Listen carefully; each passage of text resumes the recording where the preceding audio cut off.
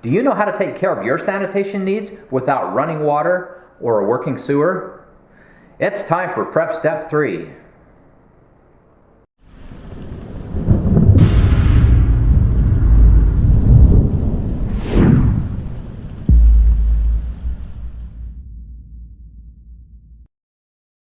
Hi, I'm Jonathan. And Kylene Jones, and we are the Provident Preppers. Preparing for emergency sanitation requires stocking up on some basic sanitation supplies. But have you considered how you would wash your hands or your dishes without running water? Or how you will dispose of human waste if the sewer isn't working. These are a few of the questions we are going to discuss in Prep Step 3. Let's dig in. Here we go on Prep Step number 3, Basic Sanitation. As you are probably aware, we started out this whole process with a personal risk evaluation. That is so important to understand the risks that you're preparing for. Also in Prep Step number 1, we acquired a 1-week supply of water and a 2-week supply of food. If you want more information about Prep Step number 1, drop back to Newbie Prepper 10 Simple Steps to get started. And prep step number 2 was developing your family emergency plan. There were 2 facets to that. The first is developing your emergency plan at home where you're able to stay and have more resources. And the second is in the event that you need to evacuate with your family. And now it's time for basic emergency sanitation. This is something that is often overlooked, but it's actually one of the most critical things we can do. If you've ever imagined what would happen if you didn't have water or sewer or garbage pickup, I think the nightmare scenario plays itself out pretty clearly. This is important. We separate this into 2 basic categories. The first is sanitation supplies. I don't think anybody has forgotten the beginning of this pandemic and when toilet paper was out of sight. You couldn't find it anywhere. With sanitation supplies, there are definitely availability issues, and that's why it's important to stock them in your home. We target a year's supply because a year's supply of sanitation supplies doesn't take that much room, but boy, it can make all the difference. Sometimes it's really hard to find a place to store toilet paper because it's really bulky. In our master bathroom, we have a little toilet closet, and above the door, Jonathan installed this 12-inch shelf. We are able on that shelf in that tiny bathroom where nobody can see, stock a year's supply of toilet paper for 4 people along with feminine products. It works really well. So you might need to get a little bit creative in your thinking, but most sanitation supplies are easy to store and they have a long shelf life. Only you can clearly understand the basic sanitation supplies that your family needs. If you would like a list to stimulate your thinking, click on the card in the corner and it will take you to an article entitled Prepping for Basic Emergency Sanitation. And we have got some pretty good lists in there of things that you might want to think about. One of the things that Jonathan likes to do is to label the date of a product with the date that it was opened. For instance, this dish soap, we know that in May of 2020, this was opened. And then when it's empty, we can say, oh, look, this lasted us for 3 months, or this lasted us for 2 weeks. And then we can kind of gauge our quantity usage upon those numbers that we get. However, we do need to be a little bit careful with that because remember that during a crisis situation, you could incur increased usage. For instance, Clorox bleach.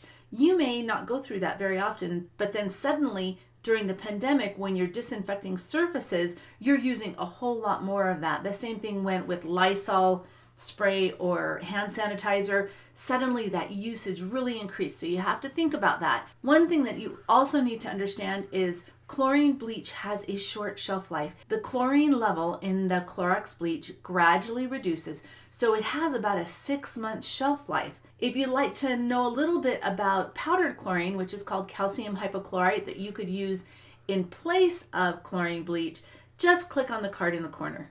The next step is to evaluate your basic sanitation needs, and that's going to change. In all the years that we've had our plan, it has to change because people change. Sometimes we have a few more people, sometimes we have less people, big people, little people, all kinds of things change. Your needs will change and the supplies that you'll need will change a little bit. There was a time in my life when diapers were one of the biggest sanitation things that I stock. I don't have very many diapers anymore. I have a few stashed away just in case we have a grandchild that has a problem or ends up running out of diapers. But for the most part, that's not something we stock anymore. Our needs very much have changed. No two families are alike, so don't follow somebody else's list. Create your own. In a crisis event, you may not have running water or sewer, or you might not have electricity. So these are some things we'd really like you to think about how you are going to accomplish without those wonderful conveniences that we take for granted. The first is washing your hands. This little guy took a lot more water to clean up after dinner than does his dad. And there are a lot of different alternative ways that you can plan for bathing and showering. And how will you do your laundry, washing and drying your clothing? In this photo, these are actually flannel squares that we have cut out of old clothing and flannel sheets that we have saved in the event of an emergency so that if we do run out of toilet paper, we have reusable toilet paper. Not my favorite choice, but something that we need to think about. Washing dishes.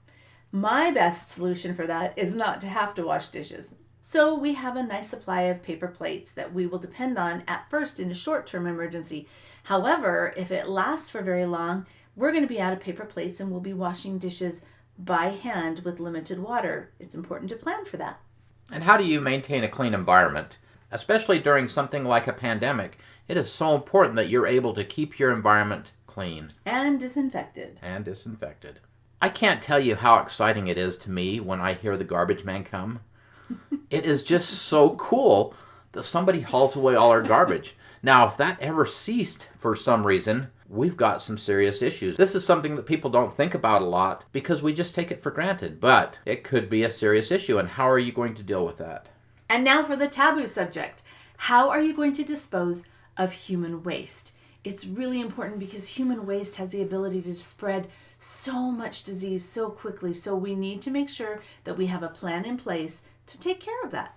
Have you ever gone into a convenience store gas station when the toilet has broken and people have continued to use that? Think about that as you do your planning. Don't think about that. That's just gross.